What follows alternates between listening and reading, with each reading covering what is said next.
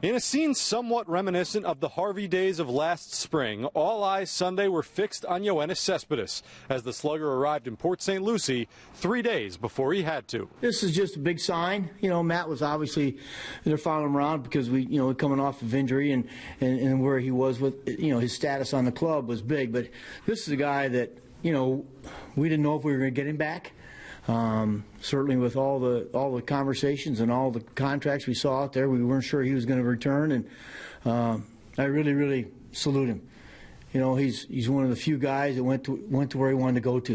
It wasn't just the money that lured him. It was, hey, look, he wanted to play in New York. He loves New York. He loves the fans, and I salute him for coming back. And now he shows up early. I told him today. I said that's a sign of a real pro.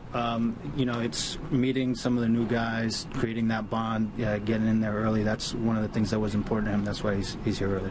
The outside expectations for Cespedes this year are sky high. His near superhuman tear down the home stretch last season have made it so. On Sunday, Terry Collins was asked if it was fair to expect that same kind of production over the course of a full season. We don't know.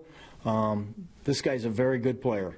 And again, I think this is the first time where he knows he's going to be in a place for a while. So we'll just have to wait to see. But he's pretty good. When my years in Pittsburgh, they kept saying the same thing about Barry.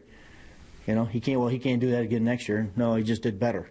So we'll just have to wait and see how he does. He believes he's very, very talented, and he knows he's good. And again, I believe that star players have just a little bit extra in there, and they can do things that average players can't do. But he's not perfect. While not wanting to change too much, Kevin Long would like to continue to work this spring with Cespedes on his strike zone discipline. A prolific low ball hitter, the Mets would love it if Cespedes would avoid swinging at those high strikes, a pitch he can't do as much damage with.